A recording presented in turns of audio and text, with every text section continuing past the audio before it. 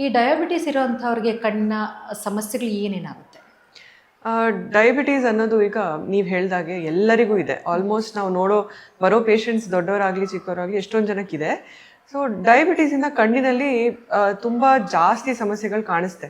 ಒಂದು ನಾವು ಏನಂತೀವಿ, ಕಣ್ಣಿನ ನರ ಅಂದರೆ ಹಿಂದೆ ಇರೋ ರೆಟಿನಾ ಅಂತ ನಾವೇನು ಹೇಳ್ತೀವಲ್ಲ, ಅದರಲ್ಲಿ ಚೇಂಜಸ್ ಕಾಣಿಸುತ್ತೆ. ಡಯಾಬಿಟೀಸ್ ಅದ್ರ ಜೊತೆ BP ಮತ್ತು ಕಿಡ್ನಿ ಸಮಸ್ಯೆ ಎಲ್ಲ ಇರೋರಿಗೆ ಇನ್ನೂ ಜಾಸ್ತಿ. ಸೊ ನಾವು ಈಗ ಡಯಾಬಿಟೀಸ್ ಶುರುವಾಗಿದ ತಕ್ಷಣ ಫಸ್ಟು ನೀವು ಶುಗರ್ ಅಂದರೆ ಫಿಸಿಷಿಯನ್ ಹತ್ರ ಹೋಗಿ ಶುಗರ್ ಕಂಟ್ರೋಲ್ ಮಾಡೋಕ್ಕೆ ಹೋಗ್ತೀರಲ್ಲ, ಅದಾದಮೇಲೆ ತಕ್ಷಣ ಕಣ್ಣಿನ ಡಾಕ್ಟ್ರಿಗೆ ಚಿಕಿತ್ಸೆಗೆ ಹೋಗಲೇಬೇಕು. ಯಾಕಂದರೆ ನಾವು ಕಣ್ಣಿನ ರೆಟಿನಾ ಟೆಸ್ಟ್ ಮಾಡಿಬಿಟ್ಟು ಅದರಲ್ಲಿ ಏನಾದ್ರು ತೊಂದರೆಗಳಿದೆಯಾ ಅಂತ ನೋಡ್ತೀವಿ. ಆ್ಯಂಡ್ ಅದರಿಂದ ನಾವು ಡಯಾಬಿಟಿಕ್ ರೆಟಿನೋಪತಿ ಅಂತ ಹೇಳ್ತೀವಿ. ಆ ಚೇಂಜಸ್ ಏನಾದರೂ ಕಂಡ್ರೆ ಅದಕ್ಕೆ ಟ್ರೀಟ್ಮೆಂಟ್ ನಾವು ಬೇಗ ಕೊಟ್ಟರೆ ಅದು ಕಣ್ಣಿನ ದೃಷ್ಟಿನ ನಾವು ಆಗ ಉಳಿಸ್ಕೋಬೋದು. ತುಂಬ ದಿವಸ ಹಾಗೆ ಬಿಟ್ಬಿಟ್ರೆ ಮತ್ತೆ ಜಾಸ್ತಿ ತೊಂದರೆಗಳಾಗುತ್ತೆ. ಅಲ್ಲಿ ನಾವೇನು ಮಾಡ್ತೀವಿ ಅಂತ ಹೇಳಿದ್ರೆ ಶುಗರ್ ಟೆಸ್ಟ್ ಮಾಡಿಸ್ತೀವಿ, ಅವಾಗ ಬ್ಲಡ್ ಟೆಸ್ಟ್ ಮಾಡಿಸ್ತೀವಿ ಅಥವಾ ಯೂರಿನ್ ಟೆಸ್ಟ್ ಮಾಡ್ತೀವಿ, ಕಣ್ಣಿನ ಟೆಸ್ಟ್ ಅಂತ ನಾವು ಮಾಡೋದೇ ಇಲ್ಲ, ಮರ್ತೇ ಹೋಗಿರ್ತೀವಿ. ಸೊ ನಂತರ ಸಮಸ್ಯೆಗಳಾಗುತ್ತೆ. ಒಂದು ವೇಳೆ ಡಯಾಬಿಟಿಸ್ ಇರೋಂಥವರು ಬೇಗನೆ ಐ ಟೆಸ್ಟ್ ಮಾಡಿಸಿಲ್ಲ ಅಂತ ಹೇಳಿದ್ರೆ ಏನು ಸಮಸ್ಯೆಗಳಾಗುತ್ತೆ? ಅದೇ ಕೊನೆ ತನಕ ಗೊತ್ತೇ ಆಗಲ್ಲ. ಕಣ್ಣಿನ ದೃಷ್ಟಿಯು ನನ್ನ ಕಣ್ಣಿನ ದೃಷ್ಟಿ ಚೆನ್ನಾಗಿದೆ, ಏನು ತೊಂದರೆ ಇಲ್ಲ ಅಂತ ಕಣ್ ಟೆಸ್ಟ್ ಮಾಡಿಸೋದೇ ಇಲ್ಲ. ಆದರೆ ಅದರಲ್ಲಿ ಹಿಂದೆ ನರದಲ್ಲಿ ಚೇಂಜಸ್ ಆಗ್ತಾನೆ ಇರುತ್ತೆ ಶುಗರಿಂದ. ಸೊ ಈಗ ಲಾಸ್ಟ್ ಸ್ಟೇಜ್ ಅಂದರೆ ಕೊನೆಗೆ ಅವರಿಗೆ ದೃಷ್ಟಿ ಕಮ್ಮಿ ಆಗುತ್ತಲ್ಲ, ಆಗ ತುಂಬ ಜನ ಬರ್ತಾರೆ. ನನ್ನ ಕಣ್ಣಲ್ಲಿ ಏನೋ ಕಪ್ಪು ಓಡಾಡ್ತಾ ಇದೆ, ನನ್ನ ಕಣ್ಣು ದೃಷ್ಟಿ ಕಮ್ಮಿ ಆಗಿಬಿಟ್ಟಿದೆ, ಏನು ಮಾಡಬಹುದು ಅಂತ. ಆಗ ನಾವು ಟೆಸ್ಟ್ ಮಾಡಿದಾಗ ಗೊತ್ತಾಗುತ್ತೆ that end stage of diabetic retinopathy already ತಲುಪಿಬಿಟ್ಟಿದ್ದಾರೆ ಅಂತ. ಆಗ ನಾವು ಏನು ಮಾಡ್ಲಿಕ್ಕಾಗಲ್ಲ, ಸರ್ಜರಿ ಮಾಡಬೇಕು. ಆ ಸರ್ಜರಿ ಮಾಡಿದ್ರೂ ಕೂಡ ಒಂದೊಂದ್ಸತಿ ದೃಷ್ಟಿ ವಾಪಸ್ ಬರೋದು ಕಷ್ಟ. ಓಕೆ, ಹಾಗಿದ್ರೆ ಬಹಳಷ್ಟು ಒಂದು ರಿಸ್ಕ್ ಫ್ಯಾಕ್ಟರ್ಸ್ ಇದೆ, ನಾವು ಸರಿಯಾದ ಸಮಯದಲ್ಲಿ ಚಿಕಿತ್ಸೆ ಮಾಡ್ಕೊಂಡಿಲ್ಲ ಅಂತ ಹೇಳಿದ್ರೆ. ಮೇಡಮ್, ಇನ್ನೂ ಸಾಕಷ್ಟು ಜನಕ್ಕೆ ಏನಂತ ಹೇಳಿದರೆ BP ಜಾಸ್ತಿ ಆದವಾಗ ಕಣ್ಣು ಕೆಂಪಾಗುತ್ತೆ ಅಂತ ಹೇಳ್ತಾರೆ. ಆ ಸಂದರ್ಭದಲ್ಲಿ ನಾವು ಹೇಗೆ ಚಿಕಿತ್ಸೆಯನ್ನು ಪಡ್ಕೊಳ್ಬೇಕು? ಸೊ ಈಗ ನಮ್ಮ ಕಣ್ಣಿನ ಈ ಬಿಳಿ ಭಾಗ ಇದೆಯಲ್ಲ, ಅದರಲ್ಲಿ ಚಿಕ್ಕ ಚಿಕ್ಕ ಬ್ಲಡ್ ವೆಸಲ್ಸ್ ಇರುತ್ತೆ.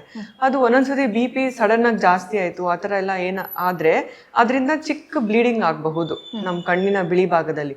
ಸೊ ಆಗ ಆ ಬ್ಲೀಡಿಂಗಿಂದ ನಮಗೆ ಕಣ್ಣು ಕೆಂಪಾಗಿದೆ ಅಂತ ನಾವು ಅನ್ಕೋತೀವಿ. ಅದರಿಂದ ಜಾಸ್ತಿ ಸಮಸ್ಯೆಗಳೇನಾಗಲ್ಲ. ಆದರೆ ಒಂದ್ಸತಿ ಕಣ್ಣು ಟೆಸ್ಟ್ ಮಾಡಿ ಹಿಂದೆ ನರದ ಹತ್ರನೂ ಏನಾದರೂ ಬ್ಲೀಡಿಂಗ್ ಆಗಿದೆಯಾ ಅದೆಲ್ಲ ನೋಡಬೇಕು. ಯಾಕಂದರೆ ಹಿಂದೆ ನರದ ಹತ್ರ ಬ್ಲೀಡಿಂಗ್ ಆದರೆ ದೃಷ್ಟಿ ಕಮ್ಮಿ ಆಗಿಬಿಡುತ್ತೆ, ಮತ್ತು ಅದಕ್ಕೆ ನಾವು ಬೇರೆ ಟ್ರೀಟ್ಮೆಂಟ್ ಕೊಡಬೇಕು. ಆದರೆ ಕಣ್ಣಿನ ಬಿಳಿ ಭಾಗದಲ್ಲಿ ಕೆಂಪಾಗಿರುತ್ತಲ್ಲ, ಅದು ಅದ್ರ ಪಾಡಗದು ಅಂದರೆ ಒಂದು 2-3 ವಾರದಲ್ಲಿ ಅದು ಕಮ್ಮಿ ಆಗಿಬಿಡುತ್ತೆ.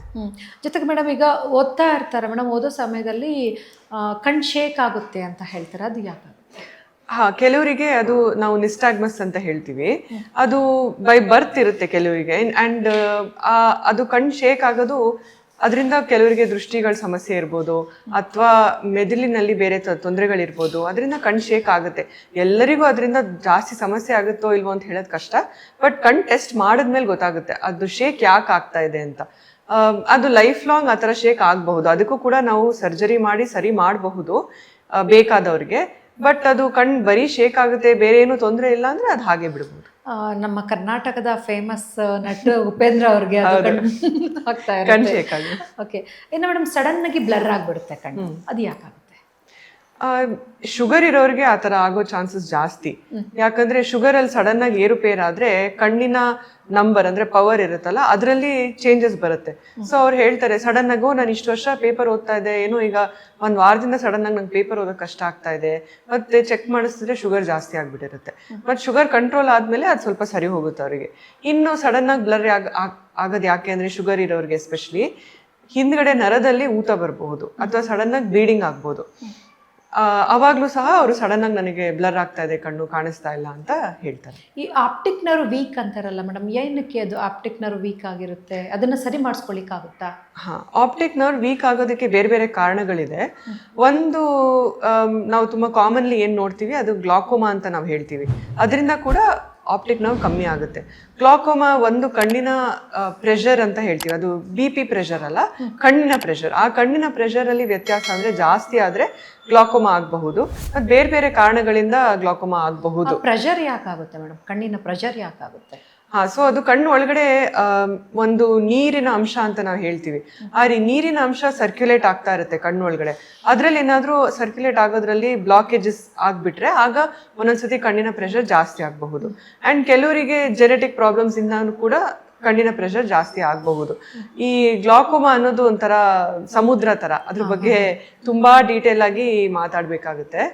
ಅಂಡ್ ಅಫ್ಕೋರ್ಸ್ ನೀವು ಆಪ್ಟಿಕ್ ನರ್ವ್ ವೀಕ್ ಅಂತ ಹೇಳಿದ್ರಲ್ಲ, ಇನ್ನೊಂದು ಕಾರಣ ಏನು ಅಂದ್ರೆ ತುಂಬಾ ಜಾಸ್ತಿ ಸಿಗರೇಟ್ ಸೇದೋರಿಗೆ, ತುಂಬಾ ಜಾಸ್ತಿ ಡ್ರಿಂಕ್ಸ್ ಮಾಡ್ತಾರಲ್ಲ, ಅವರಿಗೆಲ್ಲರೂ ಕೂಡ ಆಪ್ಟಿಕ್ ನರ್ವ್ ವೀಕ್ನೆಸ್ ಕಾಣಿಸುತ್ತೆ. ಆದ್ರೆ ಇದನ್ನ ಸರಿ ಮಾಡ್ಬೋದಲ್ವಾ ಮೇಡಮ್? ಈಗ ಗ್ಲೊಕೋಮಾನು ಸರಿ ಮಾಡಬಹುದಲ್ವಾ?